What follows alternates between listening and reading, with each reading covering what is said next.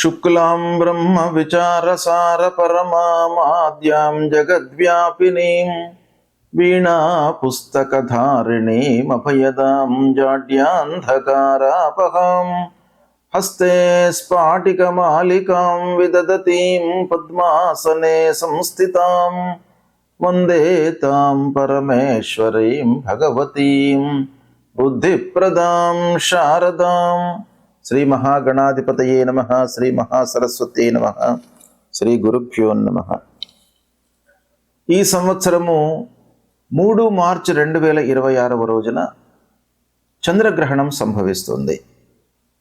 ఈ చంద్రగ్రహణము పూర్వ ఫల్గుని నక్షత్రం సింహరాశిలో సంభవిస్తుంది కనుక ఈ సింహరాశిలో సంభవిస్తున్నటువంటి గ్రహణము రాశులలో జన్మించినటువంటి వాళ్ళకి, అంటే మేషం నుండి మీన రాశులలో జన్మించినటువంటి వాళ్ళకి ప్రభావం ఎలా ఉంటుంది, ఎలాంటి విషయాలలో శుభ ఫలితాలు ఉంటాయి, ఎలాంటి వాటి లోపల అశుభ ఫలితాలు ఉంటాయి, ఏ విధంగా మనం దాన్ని రెక్టిఫై చేసుకోవాలి అనేటువంటి విషయాన్ని మనము చూద్దాం. కుంభరాశి వారికి ఈ చంద్రగ్రహణం మూలకంగా ఎలాంటి ఫలితాలు ఉండబోతున్నాయో విషయాన్ని తెలుసుకుందాం మనము. అంటే ఈ గ్రహణం యొక్క ప్రభావము కుంభరాశి జాతకులకు ఎలా ఉంది అనే విషయాన్ని మనం చూసినట్టయితే, సింహరాశిలో గ్రహణం సంభవిస్తుంది. సింహరాశి అంటే కుంభరాశి వారికి 7వ స్థానం అవుతుంది. 7వ స్థానంలో గ్రహణం సంభవించడము మధ్యమమైనటువంటి ఫలితాలను ఇస్తుంది. అంటే గ్రహణ గోచారం మూలకంగా మధ్యమ ఫలితాలు ఉంటాయి. అయితే ఈ 7వ స్థానంలో సంభవించడం మూలకంగా కొన్ని అపార్థాలకు అవకాశాలు ఉన్నాయి. కాబట్టి మీరు స్నేహితులతో కానివ్వండి, ఆత్మీయులతో, దగ్గరి వాళ్ళతో, బంధువులతో, మీకు క్లోజ్గా మూవ్ అవుతున్నటువంటి వాళ్ళందరితో కూడాను కొంత జాగ్రత్తగా ఉండండి. అంటే మాట తీరు లోపల మీకు కొంత జాగ్రత్తగా, అంటే మాట్లాడేటప్పుడు అనవసరమైనటువంటి మాటలు దొరలకుండా మీరు జాగ్రత్త పడినట్టయితే వాటిని మీరు అధిగమించే అవకాశాలు ఉన్నాయి. ఇకపోతే ముఖ్యంగా 7వ స్థానంలో గ్రహణం సంభవించడం మూలకంగా మీకు అప్స్ అండ్ డౌన్స్ ఉంటాయి. అంటే ఆదాయం లోపల మీకు రావాల్సినటువంటి డబ్బు మీరు ఊహిస్తారు, కానీ సమయానికి అందదు, అందుతుంది కానీ సమయానికి అందదు. తద్వారా ఏమవుతుంది, మన చేతిలో ఉన్నటువంటి పనులను పూర్తి చేసుకోవడానికి డబ్బు లేకపోయేటప్పటికీ వేరే వాళ్ళ దగ్గర రుణంగా అప్పుగా మనం తీసుకొని రావడము, మళ్ళీ ఆ పని పూర్తి చేయడము, తద్వారా మనకు రుణము కొంత పెరిగేటువంటి అవకాశాలు ఉంటాయి. కాబట్టి ఆ విషయంలో ఆదాయము ఖర్చు విషయం లోపల మీరు కొంత జాగ్రత్తలు తీసుకోవాలి. ఇక టెక్నికల్ సైడ్ ఉన్నటువంటి వాళ్ళు, మీడియా రంగంలో ఉన్నటువంటి వాళ్ళు, టెక్నికల్గా వర్క్ చేస్తున్నటువంటి వాళ్ళు, వీళ్ళందరూ కూడాను కొంత జాగ్రత్తలు తీసుకోవాలి. కొన్ని సమస్యలు తలెత్తే అవకాశాలు ఉన్నాయి.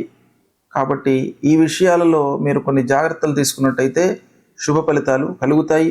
ఓవరాల్గా మనం చూసినట్టయితే కుంభరాశి వారికి 7వ స్థానంలో గ్రహణం సంభవించడము మధ్యమైనటువంటి ఫలితాలను ఇస్తుంది.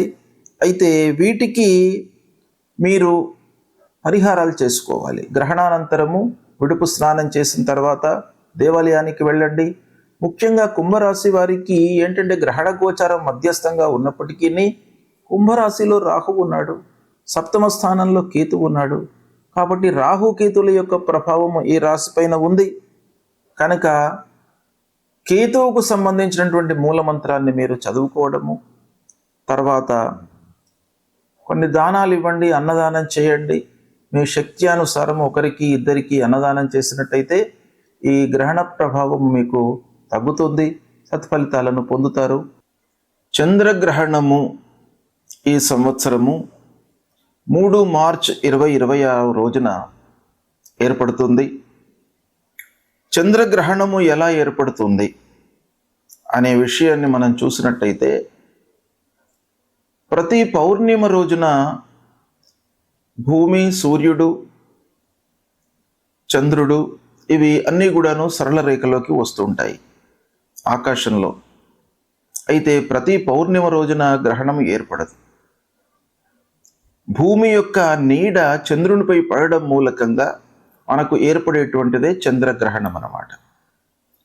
ఈ ఖగోళంలో జరుగుతూ ఉన్నటువంటి ఒక అద్భుతమైనటువంటి సంఘటన లోపల గ్రహణము చంద్రగ్రహణము, సూర్యగ్రహణము ఇవి చాలా అత్యంత ప్రాధాన్యమైనటువంటి ఘటనలు. అయితే ఈ ఘటనల యొక్క ప్రభావము భూమిపై నివసిస్తున్నటువంటి మానవులపైన ఎలా ఉంటుంది అనేటువంటి విషయాన్ని మనం చూసినట్టయితే, ఈ సంవత్సరము అనగా 3/3/2026 సంవత్సరము పాల్గొన్న శుక్ల 15 పూర్ణిమ మంగళవారం రోజున ఈ గ్రహణము సంభవిస్తుంది. ఇది పగలు 3:20 ప్రారంభమయ్యి సాయంత్రము 6:48 వరకు ఈ గ్రహణము ఉంటుంది. అయితే పగటి పూటన మనకు గ్రహణం సంభవిస్తుంది. అంటే ఖగోళంలో ఈ గ్రహణం సంభవిస్తుంది, అంటే విశ్వం లోపల సంభవిస్తుంది ఇది. అయితే దీని యొక్క గ్రహణాన్ని చూడడము, కనబడము, స్థితి ఇవన్నీ కూడాను మనము నివసిస్తూ ఉన్నటువంటి ప్రదేశానికి అనుగుణంగా ఆ సమయాలన్నీ కూడాను మారుతుంటాయి. కనుక పగలు మనకు ఈ గ్రహణం సంభవిస్తుంది గనక పూర్తి గ్రహణాన్ని మనము చూడలేము, మనకు కనబడదు కూడాను. అయితే 6:48 వరకు గ్రహణం కనబడుతుంది. ఈ గ్రహణం యొక్క ప్రత్యేకత ఏంటంటే కేతుగ్రస్తమైనటువంటి గ్రహణము. అంటే రాహు కేతువులను మనము ఛాయాగ్రహములుగా మనం చూస్తూ ఉంటాం పూర్వ సాంప్రదాయం ప్రకారంగా. అవి నీడగా భావిస్తామన్నమాట. వాటి యొక్క ప్రాధాన్యత గ్రహణం యొక్క సంభవం లోపల చాలా ఉంటుంది. ఆ విధంగా ఈ కేతుగ్రస్తమైనటువంటి గ్రహణం ఇది. ఈ గ్రహణము కృష్ణవర్ణం లోపల మనకు కనబడుతుంది. అంటే నల్లగా మనకు గ్రహణం కనబడుతుంది. ఖగ్రాస గ్రస్తోదిత చంద్రగ్రహణము అని అంటారు దీన్ని. అంటే సంపూర్ణ గ్రహణము, కానీ మనకు కనబడడం మట్టుకు తక్కువ సమయం లోపల కనబడుతుంది. అంటే గ్రహణము పడుతూ ఉన్నటువంటి ఆ దాన్ని మనము చూస్తామన్నమాట. గ్రస్తోదితము, గ్రస్తమై ఉన్నటువంటి ఆ గ్రహణాన్ని అది ఉదయిస్తున్నటువంటి సందర్భంలో మనకు కనబడడం అన్నమాట, గ్రస్తోదిత చంద్రగ్రహణము. అయితే ఈ గ్రహణము పూర్వ ఫల్గుని నక్షత్రం సింహరాశిలో సంభవిస్తుంది. తర్వాత కర్కాటక లగ్నము, సింహ లగ్నము, ఈ 2 లగ్నాల లోపల కూడాను యుక్తమై ఉన్నటువంటి గ్రహణం ఇది. అయితే ఈ గ్రహణము మొత్తం కూడాను మనకు హైదరాబాద్ ప్రాంతంలో ఈ తెలుగు రాష్ట్రాలలో ఏ సమయంలో కనబడుతుంది అనే విషయాన్ని మనం చూసినట్టయితే సాయంత్రము 6:24 నుండి 6:48 మధ్య కాలం లోపల మట్టుకే మనకు కనబడుతుంది. గ్రహణం మధ్యనే స్టార్ట్ అయ్యింది. అంటే 3:20 ప్రాంతంలోనే గ్రహణం ప్రారంభమైంది, 6:48 వరకు ఉంది. కానీ సూర్యుడు ఉన్నప్పుడు మనకు ఆ గ్రహణము, చంద్రుడికి సంబంధించినటువంటి చంద్రగ్రహణం కనబడదు గనక అస్తమయం తర్వాత మనకు చంద్రగ్రహణం కనబడుతోంది. అంటే 6:24 నుండి 6:48 గ్రహణము మనకు కనబడుతుంది. అయితే ఈ విధంగా చూసినట్టయితే మొత్తం గ్రహణము 3:20 నుండి 6:48, అంటే సంపూర్ణ చంద్రగ్రహణం ఇది. 3:30 వరకు గ్రహణం కనబడుతుంది. మనకు ఈ ప్రాంతంలో కనబడదు, కానీ ఖగోళంలో 3:30 ఈ గ్రహణం మొత్తం సంభవిస్తుంది. మనకు కనబడేది మట్టుకు 24 నిమిషాలు మాత్రమే హైదరాబాద్లో. అయితే ఈ గ్రహణం యొక్క ప్రభావము ఎలా ఉంటుంది, ఎవరు ఎలాంటి విషయాలపై నియమాలను పాటించాలి అనేటువంటిది మనకు శాస్త్రం చెప్తోంది. మన హిందూ ధర్మంలో గ్రహణానికి అత్యంత ప్రాధాన్యత ఉంది. అంటే గ్రహణ నియమాలను పాటించాలి, గ్రహణ సమయంలో పునశ్చరణ చేసుకోవాలి.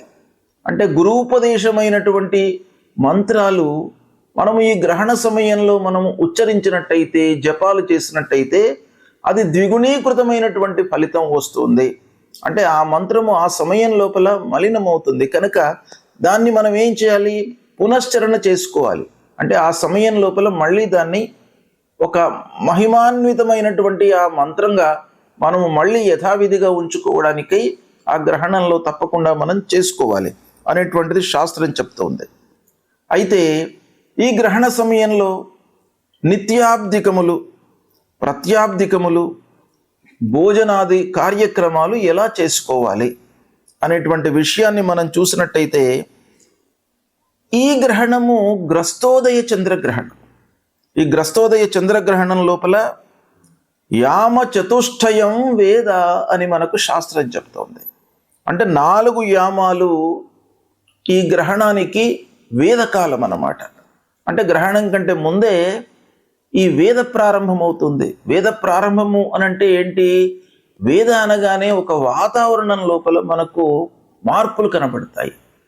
కనుక ఆ వాతావరణంలో వస్తున్నటువంటి మార్పులకు అనుగుణంగా మన నిత్య నైమిత్తిక కార్యక్రమాలన్నీ కూడాను ముడిపడి ఉంటాయి. కాబట్టి వాటిని వేదకాలంలో మనము ఆచరించకూడదు అనేటువంటిది శాస్త్రం చెప్తోంది.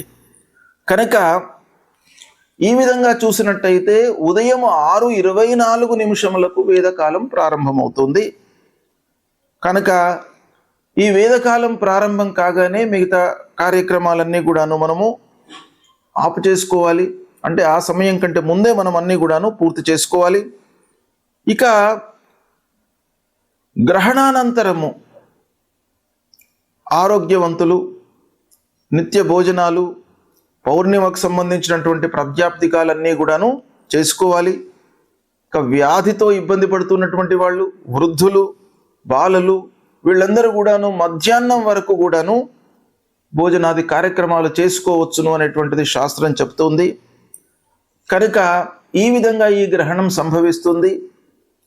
ఈ గ్రహణాన్ని దృష్టిలో పెట్టుకుని సాయంత్రం 6:24 నుండి 6:48 వరకే మనకు కనబడుతుంది. ఈ గ్రహణము దాదాపు అన్ని ప్రాంతముల లోపల కూడాను మనకు భారతదేశంలో కనబడుతుంది. ఆ స్థితిని బట్టి కొన్ని నిమిషాల లోపల తేడా వచ్చేటువంటి అవకాశాలు ఉంటాయి. కాబట్టి మనకు హైదరాబాదు, తర్వాత తెలుగు రాష్ట్రాలు, ఈ 2 ఆంధ్ర, తెలంగాణ, ఈ 2 రాష్ట్రాలకు సంబంధించింది చూసినట్టయితే 6:24 నుండి 6:48 వరకు ఈ గ్రహణం కనబడుతుంది. ఈ గ్రహణము పూర్వ ఫల్గుని నక్షత్రం సింహరాశిలో సంభవిస్తుంది. కనుక సింహరాశిలో జన్మించినటువంటి వాళ్ళు, పూర్వ ఫల్గుని నక్షత్రంలో జన్మించినటువంటి వారు, మరియు గ్రహణ గోచారము అధమంగా ఉన్నటువంటి రాశులలో జన్మించినటువంటి వాళ్ళు తప్పకుండా ఈ గ్రహణానికి సంబంధించినటువంటి శాంతి, దానము ఇవి చేసుకోవాలి. అయితే ఎవరికి అధమ స్థాయిలో ఉంది ఈ గ్రహణము అని మనం చూసినట్టయితే, సింహరాశిలో సంభవిస్తుంది ఈ గ్రహణము. కనుక సింహము, కన్య, మకరము, వృషభము, ఈ రాశులలో జన్మించినటువంటి వారికి ఈ గ్రహణ గోచారము అధమంగా ఉంటుంది. అంటే ఈ గ్రహణం యొక్క ప్రభావము ఎక్కువగా ఉంటుంది ఈ రాశులలో జన్మించినటువంటి వారికి. ఇక ధనుస్సు, కుంభము, మేషము, కర్కాటక రాశులలో జన్మించినటువంటి వారికి మధ్యస్థంగా ఉంటుంది. తుల, వృశ్చికము, మీనము, మిథున రాశులలో జన్మించినటువంటి వారికి ఈ గ్రహణం యొక్క ప్రభావము లేదు. ఈ రాశులలో జన్మించినటువంటి వారికి గ్రహణము శుభప్రదమైనటువంటి ఫలితాలను ఇస్తోంది. అయితే ఈ గ్రహణ శాంతి అంటే గ్రహణానంతరము చేసుకోవలసినటువంటి విధానం ఏంటంటే, ఈ నక్షత్రంలో జన్మించినటువంటి వాళ్ళు, ఈ రాశిలో జన్మించినటువంటి వాళ్ళు, తన రాశికి అంటే సింహరాశిలో జన్మించినటువంటి వారికి సింహము, కన్య, మకరము, వృషభము, ఈ రాశులలో జన్మించినటువంటి వారికి ఈ గ్రహణం యొక్క ప్రభావము ఎక్కువగా ఉంటుంది. కాబట్టి వీళ్ళు ఏం చేయాలి అని అంటే, గ్రహణానంతరము స్నానం చేసిన తర్వాత గ్రహణ సమయంలో ముఖ్యంగా పట్టు స్నానము, విడుపు స్నానము అనేటువంటిది ఉంటుంది. అంటే గ్రహణ ప్రారంభంలో స్నానం చేయడము, స్నానం చేసిన తర్వాత జపం చేసుకోవడము, గురూపదేశమైనటువంటి జపాన్ని చేసుకోవడము, తర్వాత గ్రహణానంతరం కూడాను విడుపు స్నానం చేసి దాని తరువాత ఈ గ్రహణానికి సంబంధించినటువంటి పరిహారాలు చేసుకోవాలి. అంటే ఏం చేయాలి అని అంటే, వాళ్ళ శక్తి అనుసారం మనకు శాస్త్రం చెప్పబడి ఉంది. శాస్త్రంలో ఏముంది అని అంటే, వెండితో కానివ్వండి, రాగితో కానివ్వండి, బంగారంతో కానివ్వండి, వాళ్ళ వాళ్ళ శక్త్యానుసారము సూర్యుడు, చంద్రుడు, రాహు, కేతువుల బింబాలను అంటే ప్రతిమలను చేయించి వాటిని ఒక ఆవు నెయ్యితో నింపినటువంటి తామ్ర పాత్ర లేదా కంచు పాత్ర లోపల ఉంచి తిలలు అంటే నువ్వులు, వస్త్రము, దక్షిణలను అందులో ఉంచి సూర్యచంద్ర రాహు కేతువులను ధ్యానించి దానం ఇవ్వాలి. అంటే యథాశక్తిగా దానికి పూజ చేసిన తర్వాత ఆ బింబాలను ఒక బ్రాహ్మణునికి కానివ్వండి, లేదా అర్చకుడికి కానివ్వండి, లేదా దేవాలయంలో నిత్యం కూడాను భగవంతుడి సేవలో నిమగ్నమై ఉన్నటువంటి వాళ్ళకు ఎవరికైనా కూడాను ఇది దానం ఇవ్వచ్చును. దానం ఇస్తున్నటువంటి సమయంలో మీరు ఆ ధ్యాన శ్లోకాన్ని మట్టుకు చదువుకోవాలి, సంకల్పం చేసుకోవాలి. సంకల్పం ఏం చేయాలి? మమ జన్మ నక్షత్రే మమ జన్మ రాశి, ఈ రాశి లోపల మనకు గ్రహణం సంభవిస్తుంది గనక నేను ఇది ఇస్తున్నాను దానము అనేటువంటిది సంకల్పం చేసుకొని తమోమయ మహాభీమ సోమసూర్య విమర్దన హేమతార ప్రధానేన మమ శాంతి ప్రదోభవ. ఆ దానం ఇచ్చేటువంటి సమయం లోపల మనం ఈ శ్లోకం తప్పకుండా ఉచ్చారణ చేసి దానం ఇవ్వాలి. అంతేకాకుండా విదుంతుద నమస్తుభ్యం సింహికా నందనాచ్యుత దానేనానేన నాగస్య రక్షమాం వేదజాత్ భయం. అంటే ఈ గ్రహణం వలన ఉద్భవించినటువంటి భయము, ఆందోళన, తర్వాత అనారోగ్య సమస్యలు, ఇవన్నిటి నుండి కూడాను మమ్మల్ని కాపాడండి అనేటువంటి ఒక కోరికతో, ప్రార్థనతో మనం చేసి ఇది దానం ఇవ్వాలి. ఇచ్చినట్టయితే మనకు ఆ గ్రహణం మూలకంగా కలిగేటువంటి దుష్ప్రభావము దూరం అవుతుంది. శుభం.